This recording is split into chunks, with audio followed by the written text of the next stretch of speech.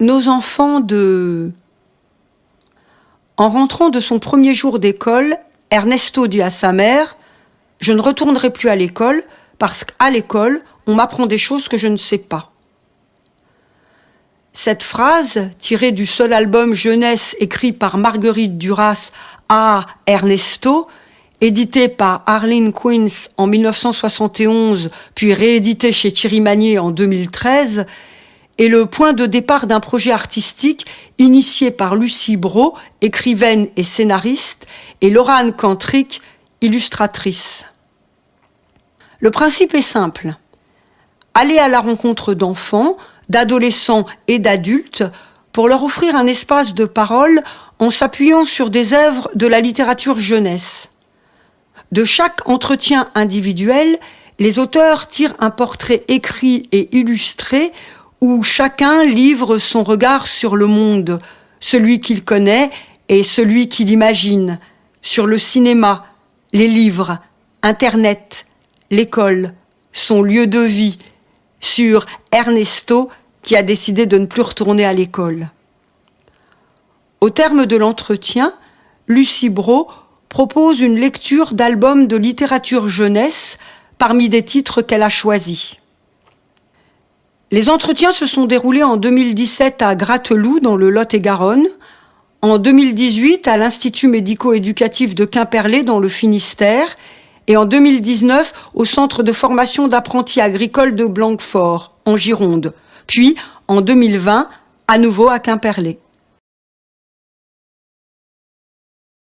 Gratteloup, mars 2017. À Gratteloup, il y a 400 habitants et pas de commerce. Mais il y a une école avec une classe de CM1, CM2 et une classe de l'Institut des jeunes sourds. Aude et Sophia sont les deux institutrices. À la fin de l'année, l'école sera fermée. Axel, 8 ans. Axel vit dans une famille d'accueil avec son grand frère et 2 autres enfants. Axel parle avec aisance. Il me raconte. Il a appris le corbeau et le renard en marchant dans le champ avec la maman de sa famille d'accueil. Il aime ça, marcher dans le champ avec elle. C'est un moment pour lui. Il me récite la poésie si bien apprise. Puis, à la fin de l'interview, il choisit un livre, La soupe aux cailloux. Il le voit depuis tout à l'heure et il a tellement envie de le lire. Alors il le lit, à voix haute, pour Laurane et moi. Axel me demande chaque jour, pendant les 10 jours qui suivent, s'il y a encore de la place, je pourrais repasser ? À la fin de la résidence, nous aménageons la bibliothèque de l'école pour montrer aux parents le travail réalisé, pour leur expliquer ce que nous allons faire ensuite, écrire et dessiner le portrait de leurs enfants. Nous accrochons sur les murs les croquis de Laurane, les photos des enfants, le portrait écrit et illustré de Cerise et le portrait écrit d'Axel. Le soir, beaucoup de parents viennent. Il y a le papa de la famille d'accueil d'Axel. Il lit ce que j'ai écrit sur Axel. Puis il demande à me parler. Il me dit qu'il reconnaît l'enfant. Il pointe des passages avec son doigt. Oui, c'est lui. Il me dit « C'est bien qu'il ait pu parler. Axel a besoin de parler. Vous pourrez m'envoyer ce texte ?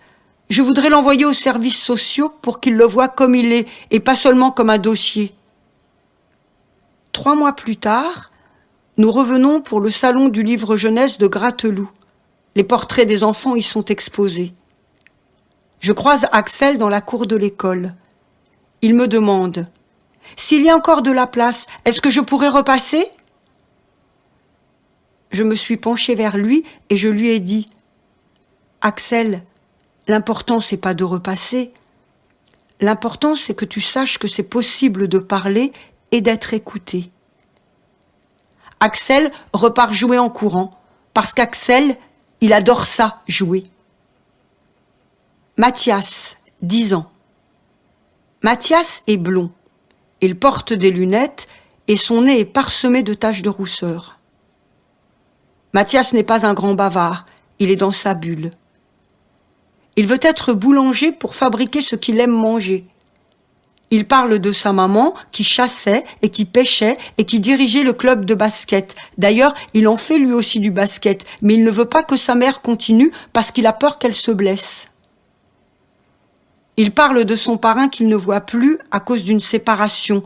Ça le rend triste. Et lui, quand il sera grand, il fera toujours en sorte d'arranger les choses pour que les gens qu'il aime continuent de se parler. À la fin de la résidence, Mathias est venu avec sa maman dans la bibliothèque de l'école. Sa mère est une femme vive, joviale et bavarde, et Mathias la suit en silence. D'habitude, le petit, il ne parle pas, mais là, il n'arrête pas de parler des deux dames qui vont faire son portrait, alors je suis venue. Et la maman de Mathias, elle est contente parce qu'il y a du vin et de la pizza, et c'est bien sympa. 3 mois plus tard, la maman de Mathias découvre le portrait de son fils au salon du livre de Gratteloup. Elle ne savait pas que Mathias voulait être boulanger et elle n'avait pas mesuré combien il était affecté par l'histoire de son parrain. Elle regarde son fils comme si elle le découvrait et lui, il sourit et ses joues se couvrent de rouge. Elle nous présente sa fille et son mari, elle achète nos livres et elle parle encore, et à côté d'elle, Mathias ne dit rien, mais sourit toujours. À Gratteloup, il y a Noélie, si bavarde par ses silences depuis qu'elle a perdu son papa. Noélie ne sait pas si à l'école on apprend la vie. Il y a Paul, qui sera militaire parce que son copain lui a demandé s'il voulait faire ça avec lui. Il n'a pas peur de faire la guerre parce qu'il y a des échauffements, enfin, il croit. Il y a Tony qui a 10 ans et est déjà tonton. Et ça, c'est rare parce que même la maîtresse, elle n'est pas encore tata. Il y a Hugo qui sera DJ internationalement connu. Léo qui sera artiste sous la tour Eiffel avec son amoureuse. Océane qui appellera son poisson rouge Lucibro parce qu'il n'a pas encore de nom. Il y a Arminda qui danse et qui chante quand elle n'arrive plus à parler. Et quand elle me voit pleurer, elle me dit « Pourquoi tu pleures ? C'est parce que ta fille, elle te manque ?» Non, Arminda, je pleure parce que tu danses et tu chantes, et c'est un très beau cadeau que tu nous fais. Quimperlé, avril 2018. À l'Institut médico-éducatif de Quimperlé, 9 enfants composent la section de première année. Ils ont entre 9 et 13 ans. Ils souffrent de troubles du comportement à tendance autistique, mais cela se manifeste chez chacun de façon très différente. Avec certains, il est facile de discuter. Avec d'autres, il faut trouver différents biais pour entrer en contact avec eux. Le jeu et la lecture font partie de ces biais. Chloé, 11 ans. Je suis trop contente d'être là avec toi. Je voulais parler. On commence maintenant. Chloé, comment tu imagines le monde du futur ? Je ne sais pas à quoi ça ressemblera. Il n'y a pas de futur, parce que je ne vois pas du futur, alors moi, je me dis qu'il n'y en a pas. Joseph, 12 ans. Joseph est d'origine haïtienne, il a été adopté. Pendant l'entretien, je lui lis des livres, dont Le loup de Sarah. C'est l'histoire d'un loup banni par sa meute. Il se retrouve seul, il a froid, il a faim. Puis, il rencontre une louve avec son petit. Sur l'une des pages, le loup et la louve marchent côte à côte. Le louveteau reste en retrait. Pourquoi il est rejeté ? Et pourquoi il ne vient pas ? Oui, tourne la page, je veux voir ce qu'il se passe. Sur la page suivante, le louveteau rejoint les 2 loups. Joseph est rassuré. J'aime bien ce livre. Le petit loup reste pas tout seul. Je veux que tu le relises. Blanquefort, octobre 2018. La première question que je pose est « Comment imagines-tu le monde du futur ?» Pour les enfants, il y a dans les grandes lignes 2 façons de répondre. Soit ils partent dans un imaginaire foisonnant fait de maisons qui volent, de licornes, de robots, soit ils trouvent le monde d'aujourd'hui tellement beau qu'ils ne veulent pas qu'il change. Lorsque cette question est posée à des adultes, La réponse est souvent pessimiste. De la vision de l'enfant à celle de l'adulte, à quel moment se fait la bascule? Est-ce à l'adolescence? Les jeunes du centre de formation d'apprentis agricoles de Blanquefort ont fait le choix d'un parcours professionnel orienté vers la nature. La majorité de ces jeunes ont quitté le circuit classique de l'école. Camille, 21 ans, apprentie en tonnellerie. Camille a un bac scientifique. Elle voulait être kiné, mais elle s'est orientée vers la viticulture pour finalement choisir la tonnellerie. Comment imagines-tu le monde du futur? On passe notre vie au travail. Si on n'aime pas ce que l'on fait, on n'est pas heureux à 100%. J'ai choisi un métier pour lequel je suis sûre de pouvoir me lever tous les matins, dans lequel je vais avoir le sourire et m'épanouir. J'ai fait un choix par passion. Dans le futur, si on va coloniser d'autres planètes, on est ici chez nous. Il serait plus logique de trouver des alternatives pour vivre en harmonie avec notre environnement, mais ça ne va pas dans le bon sens. Je ne veux pas d'enfants. J'ai déjà réfléchi à ça. Ils n'auront pas un monde idéal. Ce serait les rendre malheureux. Chez ces jeunes connectés, le rapport au temps est un sujet de réflexion. Dans une époque où tout va très vite, où il faut être efficace, rapide, réactif, le choix de travailler auprès de la nature devient une forme de résistance. Tony, 16 ans, CAP paysagiste. Tony est introverti. Il s'est pourtant porté volontaire pour être interviewé. Il n'est pas un lecteur de livres, il lit la forêt. Il la connaît par cœur. Il chasse, il pêche. Son grand-père lui a tout appris. Il remplace un peu son père qu'il ne voit plus. Au moment de l'atelier d'écriture où les jeunes doivent écrire leur autoportrait, Tony s'est levé de sa table, son sac sur le dos. Il m'a dit « Je n'y arrive pas, je vais partir. Parler de moi, je ne sais pas faire. » Je lui ai demandé de m'accorder 5 minutes. Nous avons parlé, je l'ai écouté et j'ai simplement noté ce qu'il me racontait. Nous lisons ensemble les mots écrits sur le papier. Il me dit « Oui, c'est moi, ça me ressemble. » Il n'y a qu'avec ma mère que je peux me livrer. Dans cet exercice, parler de soi, je me sens pas bien. Bloqué, impossible de parler. Ce texte ne me décrira pas. Rien ne sort, rien ne dit qui je suis. Je n'arriverai pas à en dire plus. J'ai pas eu l'habitude de parler. Avec personne, ni avec mes amis proches, ils ne savent pas tout. Des secrets, une grosse valise impossible à déballer, une partie de moi. Tout le reste est à découvrir. Peut-être qu'au fil du temps, les choses changeront. Je suis heureux en faisant ce que j'aime avec mes amis, avec ma mère. L'important, c'est qu'elle soit dans ce texte. Quimperlé, juin 2019. C'est au tour des adultes d'être interviewés. Je veux interroger des hommes et des femmes en lien avec le monde de l'éducation et avec le monde des livres. C'est Pascal, bibliothécaire jeunesse de Quimperlé, qui choisit la majorité des participants. Florent, 49 ans. Florent est éditeur. Il a d'abord été éditeur salarié dans une maison d'édition avant de fonder la sienne. Mais ce sont de gros sacrifices. Il travaille beaucoup et voit peu ses enfants.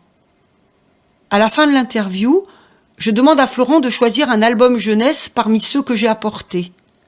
Il choisit Anna et le gorille d'Anthony Brown. Il ne connaît pas l'histoire et ni le titre ni la couverture ne donnent d'indication. Je commence à lire. Anna adorait les gorilles. Elle lisait des livres sur les gorilles, elle regardait les gorilles à la télé et elle dessinait des gorilles. Mais elle n'avait jamais vu de gorille en vrai. Son père n'avait pas le temps de l'emmener au zoo pour en voir. Il n'avait le temps pour rien. Florent a écouté l'histoire jusqu'au bout, les larmes aux yeux. Philippe, 57 ans. Il est directeur d'école. Philippe, à quoi ça sert de savoir lire, écrire et compter? C'est d'abord savoir être qui est important. C'est la base pour être libre, ça c'est important. savoir exister, trouver sa place. Je ne sais pas pourquoi je suis aussi émue quand je parle de ça. Parce que ça vient des tripes, sûrement. Philippe me demande de lui lire Frédéric de Léo Lionni. Il ne connaît pas l'histoire. Une famille de mulots rassemble ses provisions pour l'hiver, mais les mulots se plaignent que Frédéric reste là à ne rien faire. En réalité, Frédéric fait provision de soleil, de couleurs et de mots. L'hiver arrive, les provisions s'épuisent, les mulots ont froid et font triste mine. Alors, Frédéric les réchauffe et les réconforte avec ses provisions de soleil, de couleurs et de mots. Nous avons réalisé 90 portraits d'enfants, d'adolescents et d'adultes de 4 à 78 ans. En l'espace d'une heure de temps, la rencontre avec chacun a eu lieu dans un rapport de confiance remarquable, à se regarder et à s'écouter. Le temps passe et n'altère en rien la qualité de ces échanges et les souvenirs que nous avons de chacun. Dans le village d'Ernesto. Ernesto est bien sûr une référence au personnage de Marguerite Duras, ce petit garçon qui regarde le monde à sa façon de là où il vient. Il est le point de départ du travail amorcé depuis 2017 et le lien entre chacun des participants. Dans le village d'Ernesto est le nom que nous avons donné à la série d'histoires que nous ont inspiré certaines personnes rencontrées lors du travail Nos enfants de... Chaque histoire sera une fiction illustrée, centrée sur un ou plusieurs personnages et donnera lieu à un livre. L'ensemble de ces histoires et de ces livres composera le village d'Ernesto. Les petites fenêtres est le premier livre. Lily entretient une correspondance avec Georges depuis qu'elle sait lire et écrire. Georges est un ami de son grand-père et Georges est emprisonné depuis de nombreuses années. Lily aime lire passionnément. Elle écrit des histoires et des poésies. Elle s'adresse à Georges en écrivant sur des cartes postales soigneusement choisies et Georges en fait autant. L'histoire des petites fenêtres est inspirée de l'une de nos premières rencontres alors que nous étions dans la phase préparatoire de Nos enfants 2 et que nous tâtonnions encore. Afin de préparer les entretiens, je voulais m'entraîner et j'avais demandé à une amie si elle serait d'accord pour que j'interviewe sa fille de 7 ans, Lily. Lily, une petite fille de la ville. Texte, Lucie Brault. Illustration, Laurane Cantric.